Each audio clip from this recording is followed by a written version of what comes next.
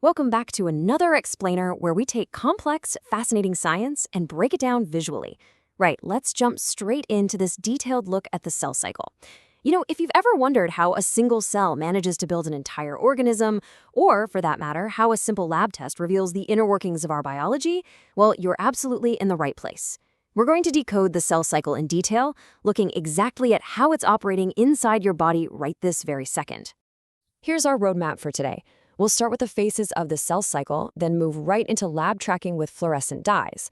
After that, we'll talk about reading flow cytometry data, explore why cell division actually matters on a macro scale, and finally, look at what happens when the cycle fails. Okay, Section 1, Phases of the Cell Cycle, the basics. So this beautifully simple diagram here is going to be our anchor for today. Notice how the entire cycle is broadly split into two massive events. Most of that circle is taken up by interphase, which is that brownish area right in the middle. That's where the cell preps and duplicates its DNA. And then you've got that green slice up at the top right, the M phase, which is where the cell actually divides. Really, it's just this continuous, incredible loop of preparation and division. Let's zoom in on that preparation stage for a second. Before a cell can divide, it spends the vast majority of its life in interphase. And, this isn't just some passive waiting room. It is a highly active, absolutely crucial preparatory phase made up of three distinct parts. First up is G1. That's the growth phase where cellular proteins and enzymes are synthesized. Next comes the S phase for DNA synthesis. And finally, we hit G2, which is where the cell puts the absolute finishing touches on its prep for mitosis.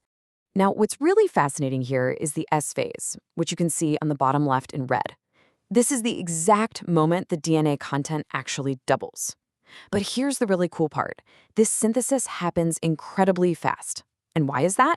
Well, the cell has to protect that newly formed, highly vulnerable DNA from being exposed to damaging mutagens in the environment.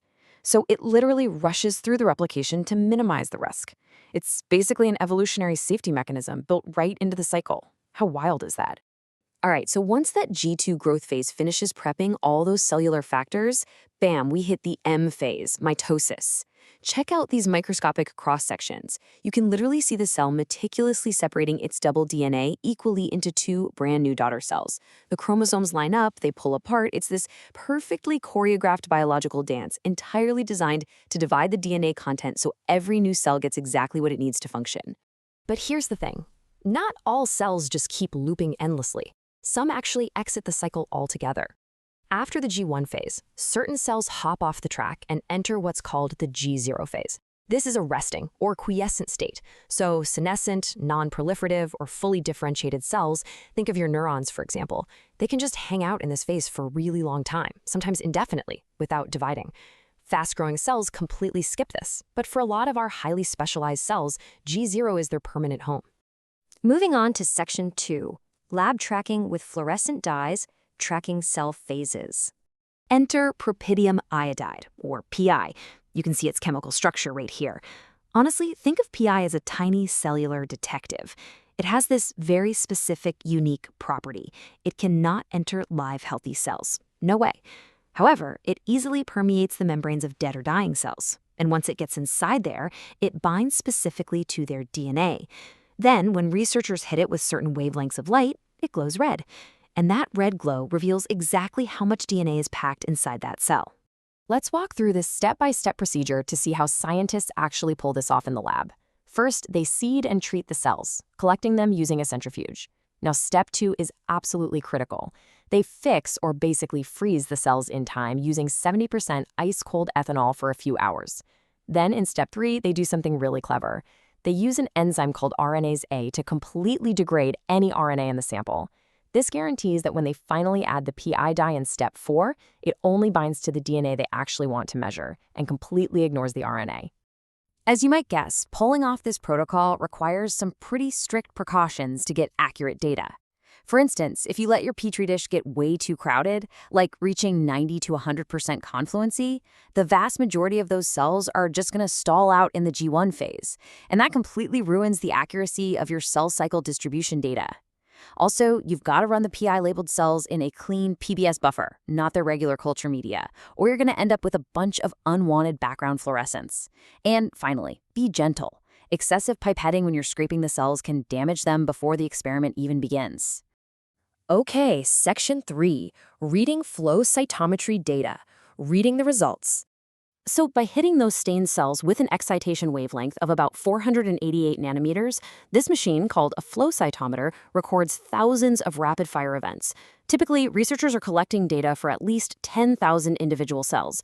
The software then generates a plot for us, mapping the DNA content, which remember is just a measure of how brightly each cell's DNA is glowing, right there on the x-axis, and the actual number of cells on the y-axis. And this illustrates our results beautifully. If we compare these two histograms side by side, you can distinctly see the entire journey of the cell cycle. Look at that massive initial red spike on the left side of each graph. That right there is the G1 phase, where most of the cells reside. Then, dropping down, there's that middle striped area, kind of like a valley. That represents the S phase, where cells are actively busy synthesizing DNA. And finally, that small bump all the way on the right, that's the G2/M phase, where the cells have exactly double the DNA content as they gear up to divide. Section 4. Why cell division matters macro impacts. Look, without this highly regulated cycle, life as we know it simply would not exist. Just look at these foundational pillars. First off, development. A fertilized single cell could never ever develop into a complex multicellular organism without dividing. Second is cell replacement. Eukaryotic cells have a predefined lifespan. Did you know your red blood cells are completely replaced by your bone marrow every 3 months? That is cell division hard at work. It also drives regeneration to repair tissue damage, and, get this, in lower invertebrates like the hydra, it allows for the asexual reproduction of the entire organism.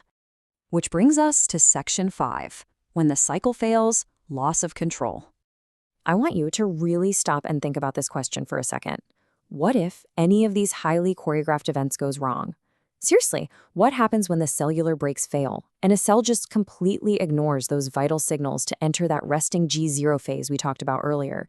Well, the cell cycle is tightly controlled by checkpoints at the G1 to S, G2 to M, and M phase transitions. And these are governed largely by vital proteins, like the products of the P53 and RB genes.